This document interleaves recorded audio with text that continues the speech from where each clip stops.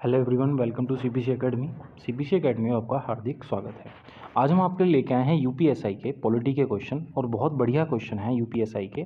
और ये क्वेश्चन आपको हर किसी न एग्ज़ाम में बहुत बार पूछे जाते हैं, और एसआई में भी कई बार आपके ये क्वेश्चन पूछे जाते हैं।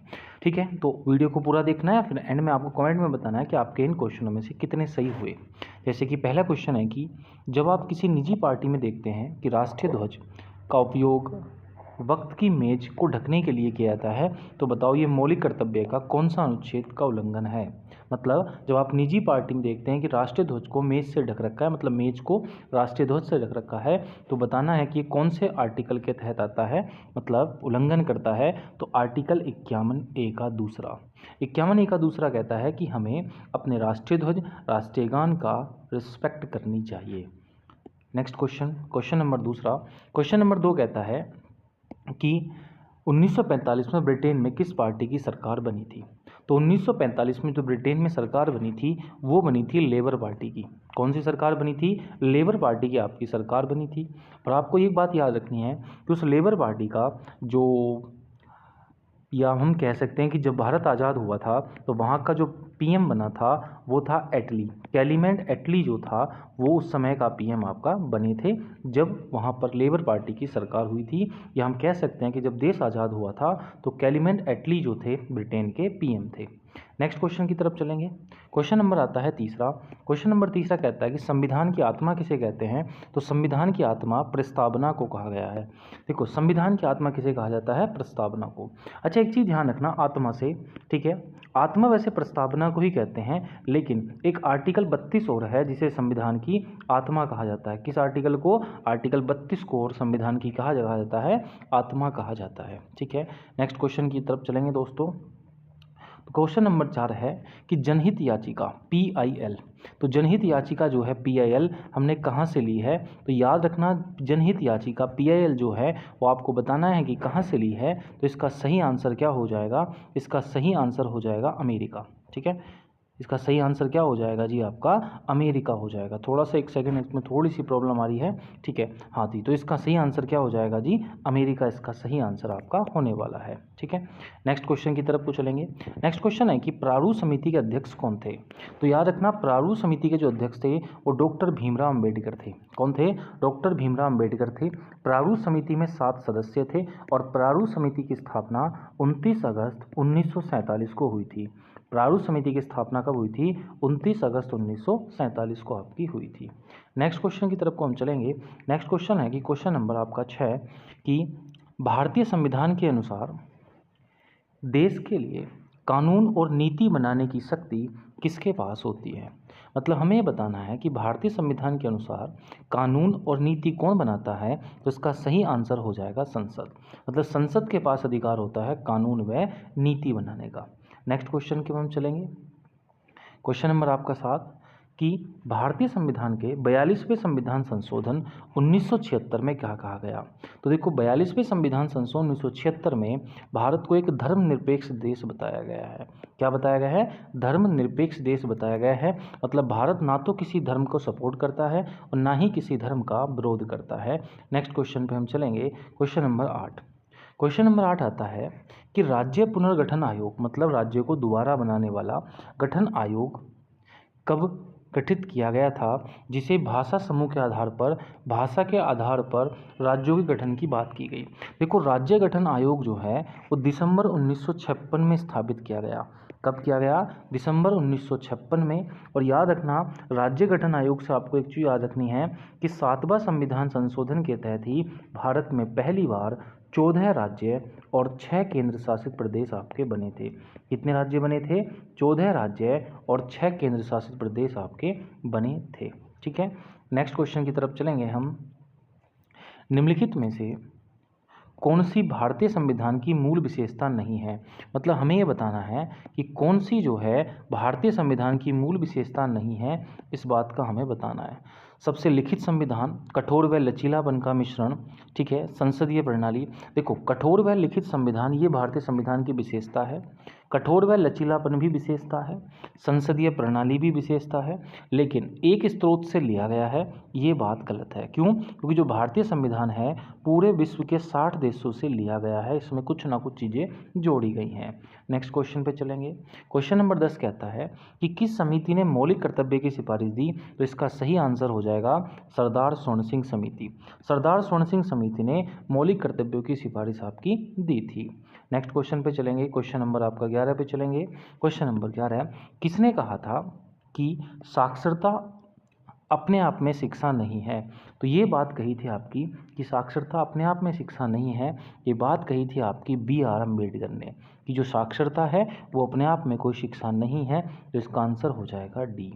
ठीक है, next question. Question number next है कि प्रत्येक जिले में 2 अदालतें फौजदारी और दीवानी स्थापित करने के लिए एक न्यायिक प्रणाली शुरू की गई। तो ये शुरू की गई थी 1772 में। ठीक है, इसका जो करेक्ट आंसर होगा वो होगा 1772, ना कि 73। तो प्रत्येक जिले में 2 अदालतें होंगी। ठीक है, इसकी शुरुआत की गई थी कब? आपकी 1772 में। नेक्स्ट क्वेश्चन पे हम चल रहे हैं। क्वेश्चन नंबर 13, भारतीय संविधान का कौन सा अनुच्छेद मौलिक कर्तव्य से लिया गया है? तो मौलिक कर्तव्य से लिया गया है 51A। कौन सा लिया गया है? 51A लिया गया है। नेक्स्ट क्वेश्चन, भारत के राज्य नीति निर्देशक सिद्धांत कहाँ से लिए गए हैं? तो याद रखना, राज्य के नीति निर्देशक सिद्धांत जो हैं ये बात हमने ली हैं आयरलैंड से। कहाँ से लिए हैं? आयरलैंड से आपके लिए हैं। नेक्स्ट क्वेश्चन, राज्य के नीति निर्देशक सिद्धांत जो हैं वो किस अनुच्छेद के अंतर्गत आते हैं? तो राज्य के नीति निर्देशक सिद्धांत जो है दोस्तों, इसका सही आंसर हो जाएगा ये अनुच्छेद 36 से अनुच्छेद 51 तक। ठीक है, नेक्स्ट क्वेश्चन पे चलेंगे। क्वेश्चन ये है कि भारत का उपराष्ट्रपति बनने के लिए कितनी आयु होनी चाहिए? तो अगर आपको भारत का उपराष्ट्रपति बनना है तो आपकी एज 35 वर्ष होनी अनिवार्य है। ठीक है, नेक्स्ट क्वेश्चन पे चलेंगे। क्वेश्चन नंबर 17, कि भारतीय संविधान के अनुसार अनुच्छेद 300 क्या किससे संबंधित है?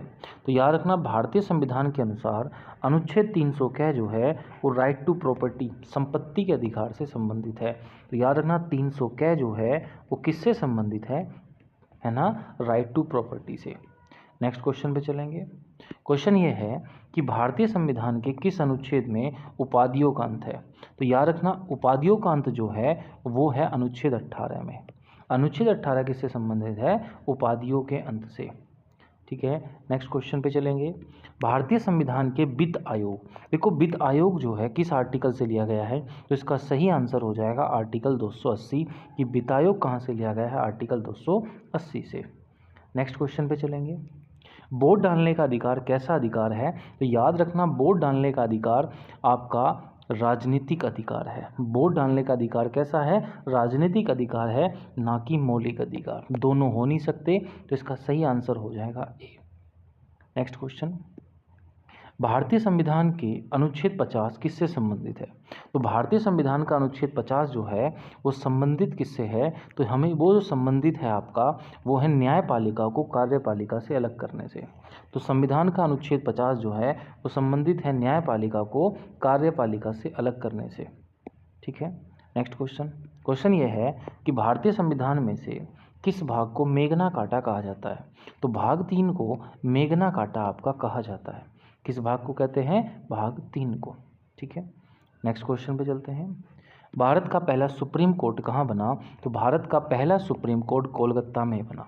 और याद रखना, भारत का पहला हाई कोर्ट भी कहाँ बना था? 1861 में कोलकाता में ही बनाया गया था। नेक्स्ट क्वेश्चन पे चलेंगे।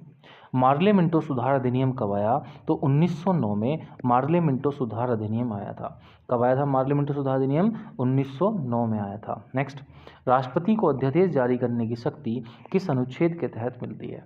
तो राष्ट्रपति को अध्यादेश जारी करने की जो शक्ति मिलती है वो अनुच्छेद 128 के तहत मिलती है, 123 के तहत। तो राष्ट्रपति को अध्यादेश जारी करने की शक्ति किसके तहत मिलती है? 123। और याद रखना, राज्यपाल को अध्यादेश जारी करने की जो शक्ति मिलती है वो मिलती है आपकी किसकी? 213 के अंतर्गत। 213 में राज्यपाल आएगा और 123 में कौन आएगा? राष्ट्रपति। नेक्स्ट, महान न्यायवादी की नियुक्ति कौन करता है? तो महान न्यायवादी की जो नियुक्ति करता है, याद रखना, महान न्यायवादी की नियुक्ति कौन करता है? अटॉर्नी जनरल की नियुक्ति कौन करता है? तो याद रखना, अटॉर्नी जनरल की नियुक्ति करता है भारत का राष्ट्रपति। तो इसका सही आंसर क्या हो जाएगा? भारत का राष्ट्रपति। तो भारत का जो राष्ट्रपति होगा वही अटॉर्नी जनरल की नियुक्ति करता है। नेक्स्ट, संसद में प्रयोग की जाने वाली भाषा किस अनुच्छेद के अंतर्गत आती है? तो संसद में जिस भाषा का प्रयोग होता है वो आर्टिकल 120 के अंतर्गत आती है। तो संसद में प्रयोग की जाने वाली भाषा किस अनुच्छेद के अंतर्गत आती है?